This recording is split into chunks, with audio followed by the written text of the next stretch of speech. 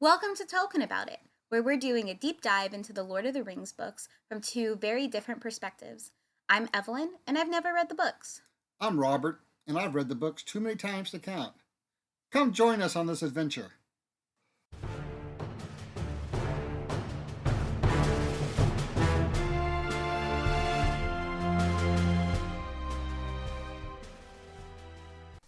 Hi, I'm Evelyn, And I'm Robert. and we're talking about it.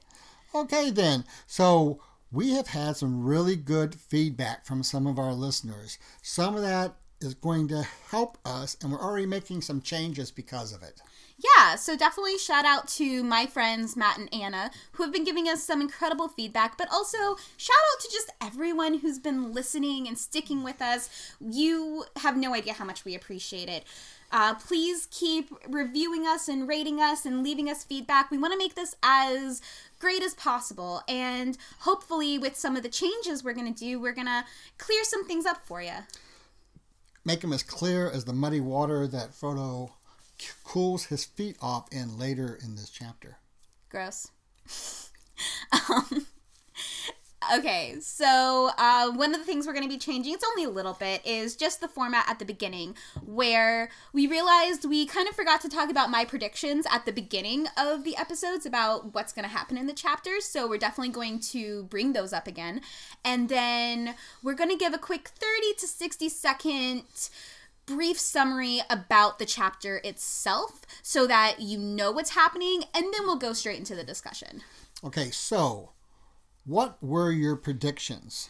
So we actually forgot what my predictions are, so we had to listen to the audio recording. But I had predicted with this chapter 6, The Old Forest, that obviously they were going to go into a forest. I predicted that they would run into a giant dwarf-eating spider like in the Mirkwood Forest, and that they would run into some Black Riders, but they would also run into someone who is not Aragorn and get some help. Right, so you're 1 for 4. Yes. No, I'm 2 for 4. They technically go into the forest. I'm not giving you an obvious. So I'm 1 for 3 then. Okay, you're 1 for 3. Which one I was correct about, you guys will have to figure out as we go. So, Chapter 6, The Old Forest. Do you want to do a quick summary? Sure, the Old Forest. This is where they take off after they leave the house. They actually go to the edge of and leave the Shire, which leads directly into the Old Forest. And of course, the Old Forest is everything you might think of. Something being called the Old Forest. Old Forest? How many times are we going to say that this episode? It's the Old Forest that is so old. How old is it? It's an old forest. That's how old it is. Okay, keep going. So, but it's scary. It's dark. It's scary. They think the trees are moving around on them. Trees just seem menacing. The trail goes back and forth, and they get into some trouble. And then they get rescued by one of my favorite minor characters in the whole series. And we will talk about him a lot in both this chapter and the next. All right. So that's the Old Forest. Right. I really like Tolkien's wordsmithing here because it gives us an idea of what is going through maybe Frodo's mind. When they leave, they stowed quietly out of the house. The grass was gray because of the cold dew. Mist seems to open reluctantly before them and closes forbiddingly behind them. And that's I really like that too. It's a very ominous start to the journey. That's what I wrote in my notes. It's a very ominous start that really sets up, I guess, the entire mood that the adventurers have going into this crazy adventure before them. Right. And then Merry, living up to his name, says, "Don't worry about it. I know where we're going." Which I think he's really interesting because he's the youngest one, but he seems to be the one that's most prepared almost. Like, I was really surprised to find out that he's left the Shire before. He's gone into the Old Forest a little bit. He knows about the Old Forest. And I don't know, that was really surprising to me that he was the one that was the most prepared. Yeah, and maybe if it wasn't for Fatty's send-off, this would have helped keep the party a little bit higher spirits. Fatty says, I hope you don't need rescuing before the day is out.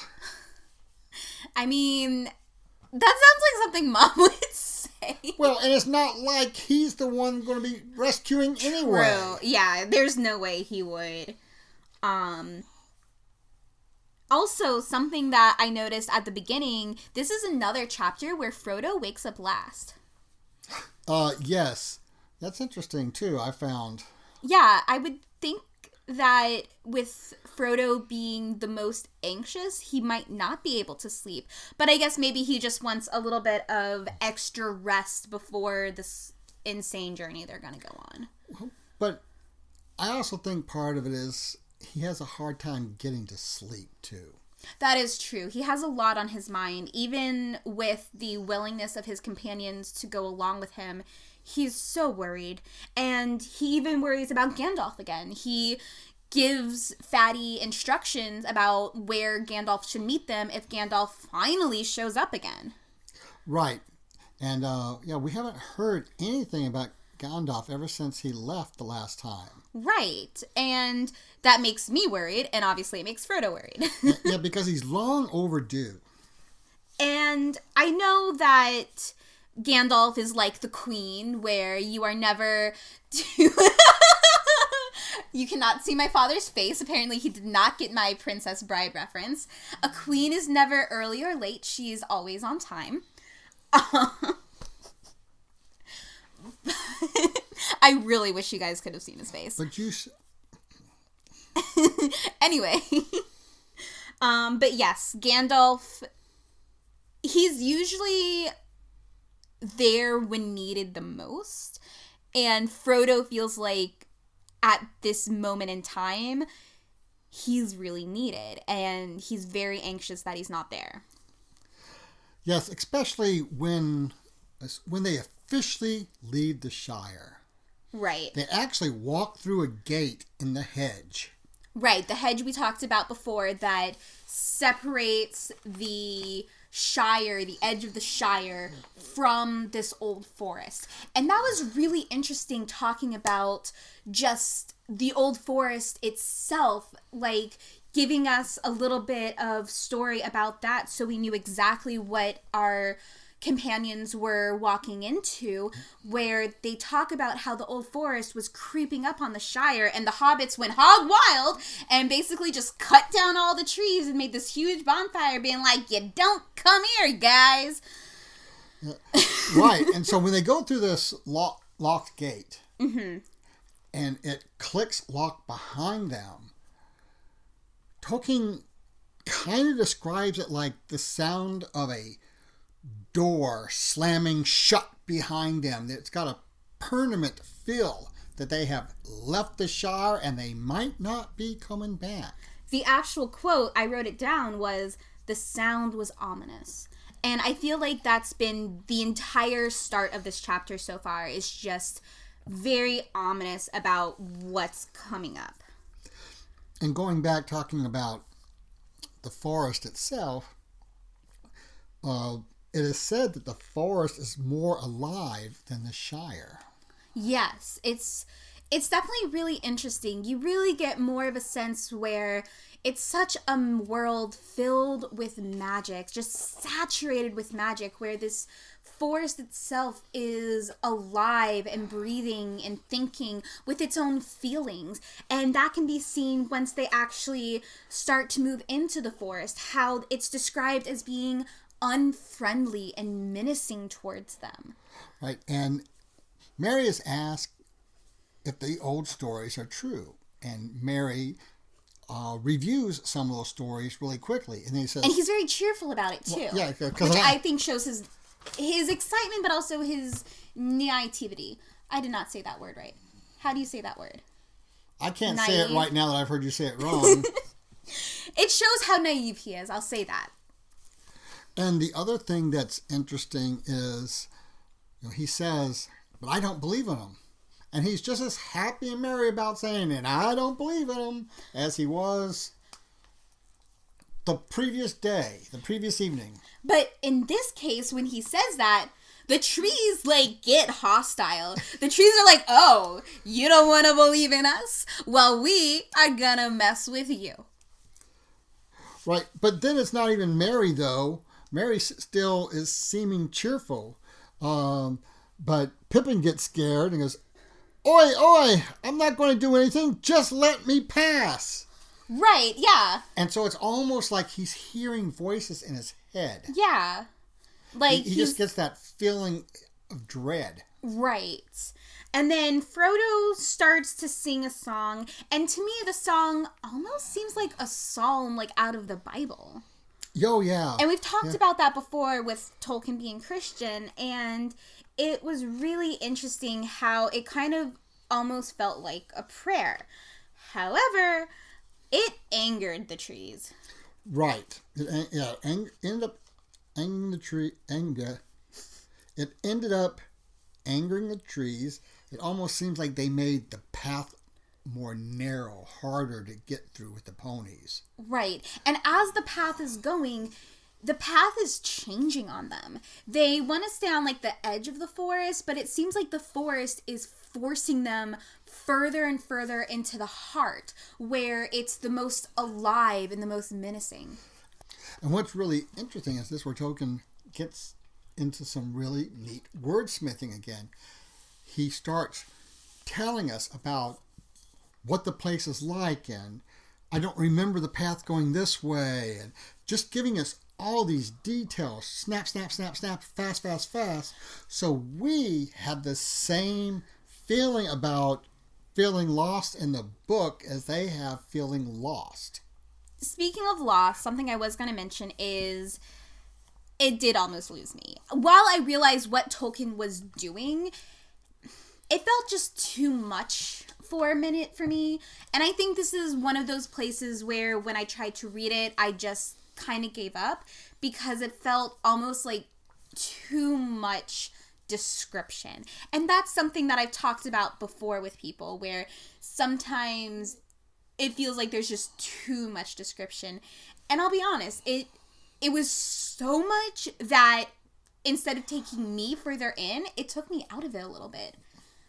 And I think that's why some people, and this is why we're doing this, some people have a hard time reading these books sometimes, or at least getting into the books. I realize everyone tells me, once you're really into the book, it is crazy and awesome, but it's these earlier chapters where it's almost too much. Right. Yeah. And I hate saying that, but again, that's just how I felt about it. And that's where I'm coming from not being able to really read these books like I've been wanting to. Yeah, I mean, I was never that way about these books, but the whole Dragon Riders of Pern series. Mm-hmm. All my friends are reading them, and I just couldn't get past the third chapter. It just had something in there that just did not appeal to me to even want to try to get through. So I understand what you're talking about. Yeah. And so they finally figure out where they are, or at least Mary says, I kind of know where we're at. Right, yes. And they're along a stream. And Frodo's been complaining about being hot, 3 times, I think, in that long passage about getting lost. It talks about it's getting hotter and steamier and just muggy and gross, like New Orleans in July. So when they get to where they can see that little stream, or the little creek, or whatever it is, this body of water, Frodo gets off his pony and walks into it to cool off his feet. Right. And Merry and Pippin decide this is a good place to rest. And Sam is the only one who's like, this doesn't feel right. Right. Sam's the only one that's like, this feels different. This feels off. Right. Yep. And so while the rest of them rest, Sam goes to find the ponies because the ponies start to wander off because they're just not paying attention because of just how awful they're feeling in all of this. So while Sam is trying to find the ponies, he hears a commotion and runs back. And when he runs back, he finds Frodo stuck underneath a root. After being pushed in the river. But he finds him under the root. Under the root, yes. And Frodo's like, the tree just pushed me into the river. And Sam's like, really? Did it really? But Frodo's like, no, help me out, yo. And then after they're pulled out, we see Merry and Pippin, who were resting against the tree, are now trapped. Right. And that's and really trapped. I mean, the bark comes around and encases them. Yes. They cannot get out at all. And Frodo and Sam panic. They just panic. This is the first problem that they encounter. They are already panicking. They are not good in a situation. They are like my best friend Sasha. Hi Sasha. I'm sorry, girl, but you're terrible in a crisis.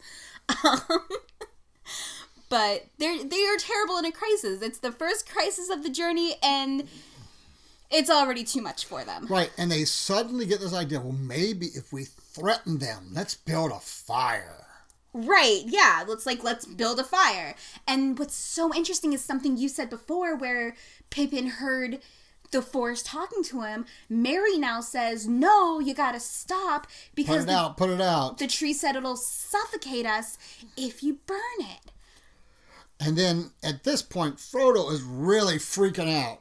He starts running down the path and crying for help in his loudest voice. And something answers. Yes, we hear somebody singing a nonsense song. Yes. I'll just give you a little bit.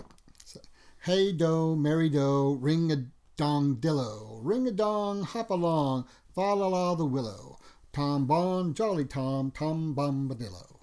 So here we have Tom Bombadillo. No, it's Tom Bombadil.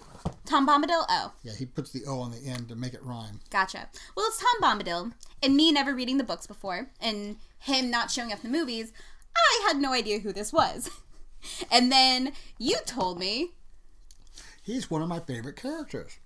And we know that the next chapter is going to talk more about him, so I'm excited to see about him. But we definitely learn he's crazy.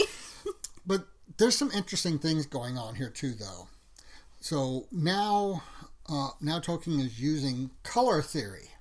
Yes, I did notice that. So he's got a blue feather in his hat. He's got a blue coat on. His eyes are blue. And he's got some yellow shoes. And yellow shoes. Bright yellow shoes. Bright yellow boots. So here we have the blue, which can be a symbol of hope. Yes. And the yellow is just this bright light color in this dark forest. Yes. And Tom starts singing into the crack of the willow. Like, I know your song, dude. I know what you don't like. I know your secrets. So what secrets does a willow have? Who knows? But he's been old for a very long time. Huh. So who knows? Maybe he's a brony. Is that where the ponies went? Ooh, maybe. So, what's really cool here is that Tom Bombadil actually has a representation in the real world.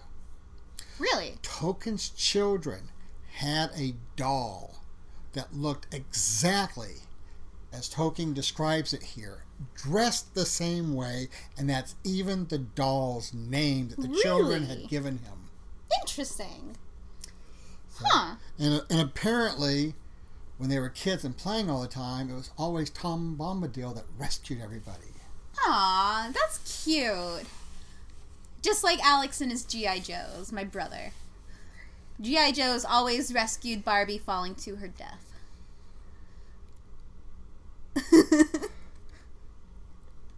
Hi, Alex. We're just doing all the shout-outs today. And so there's also this whole story about Tom Bombadil that Tolkien published in 1962 in a small book called The Adventures of Tom Bombadil. Huh, okay. Speaking of, we've decided that we're going to do a bonus episode about Tom Bombadil as well. In the far future, because obviously I know nothing about him yet, and I don't want the next chapter spoiled for me. Right. But yes, we will be doing, once we're done with the books, we're going to be doing other works by Tolkien within the Lord of the Rings universe, and that will be definitely one of the ones we do, especially since he's your favorite. Right, and it's but it's also mentioned in several other places that the Red Book of the Marches, is supposed to have 2 poems about Tom Bombadil in it as well. Oh, okay. Interesting.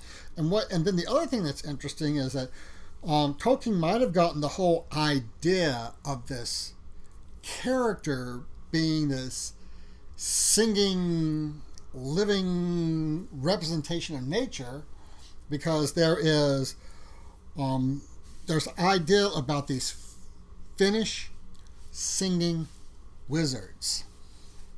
Oh, yeah. Which was part of what he, that's a place where he studied, and he really enjoyed reading and translating those epics. Yeah, there's a lot of Norse and Scandinavia parallels in these books, and that's going to be another bonus episode we do, because I'm personally very interested on the influences that he took from those. Because we mentioned it with Gandalf before, how he represents Odin, or takes inspiration from Odin. Right. So I think that should definitely be something else we talk about in the future. Yep. And as he starts leading them home, to his home, right, after rescuing them, he's singing again. And then suddenly, there's another voice that joins him. Yes. He says, "Come to my house and meet my bride." And then we hear this other voice. Though before that, something I wanted to mention is he's just kind of jaunting off because he's walked this forest so many times. He's stumbling off, and the hobbits are having a hard time keeping up with him. And they actually lose him at one point. And so they realize just follow his song, though. Yes, they were able to continue to hear him, so they follow the song, and then that's when the second voice joins in. Yeah, and as they continue to follow the song, the chapter ends, and with that song, the hobbits stood upon the threshold, and a golden light was all around them. Yes, and I took that as a symbolism of how this book is going to end, I guess, where they're going to go through a lot of trials and tribulations, but other people are going to help them, and they're going to make it out okay. Okay. And not just because I've seen the movies. Well, but you haven't seen this part. I have not seen this part. It's never appeared in any of the movies, even though they get so much out of this character in both The Hobbit and The Lord of the Rings. Well, I mean, maybe they'll do it for the live action upcoming, which will be another thing we're going to talk about, by the way, once that gets a little bit closer. All right, and so now that we've ended this chapter, was there anything else you wanted to touch on that we might have missed? Nothing that we missed, but just my overall feelings of the chapter was, in the middle, it got a little rough to read. The beginning was good and the end was good, but it really did lose me a little bit in the middle. It was a little rough to keep reading and keep concentrating. I will admit that. Right. Yeah. And especially since all of that material is just making us feel worse along with them. Yeah, and I get it's a mood. I get it's a vibe. I get it's what it's trying to do.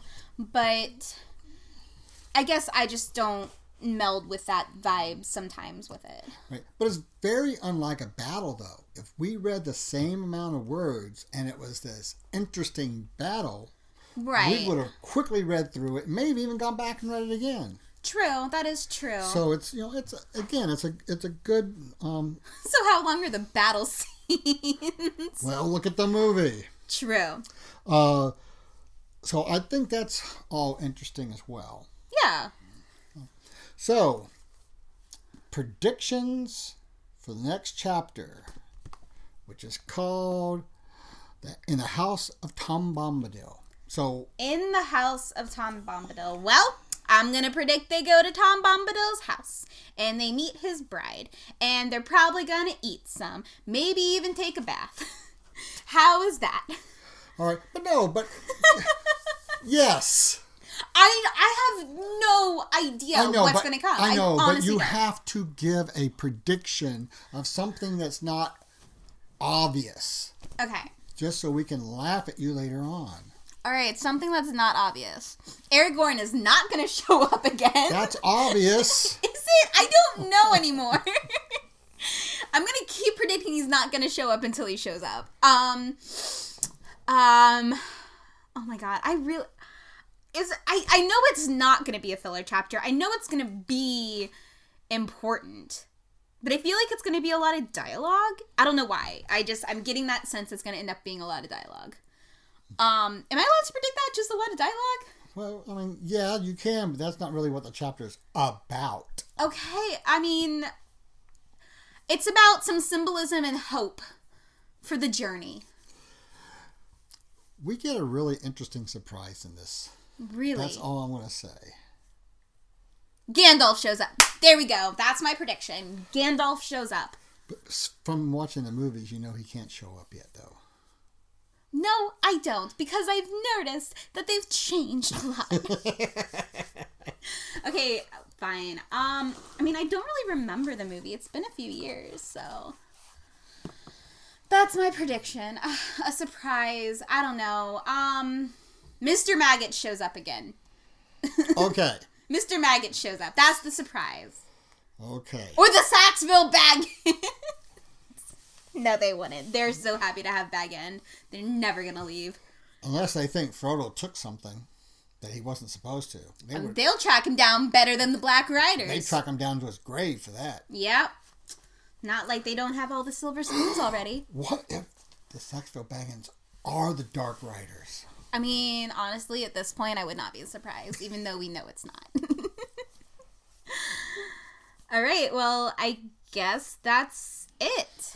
Yeah, so I've been Robert. I've been Evelyn. And you've been listening to Talking About It. Thank you so much for listening. I have been Robert. And I have been Evelyn.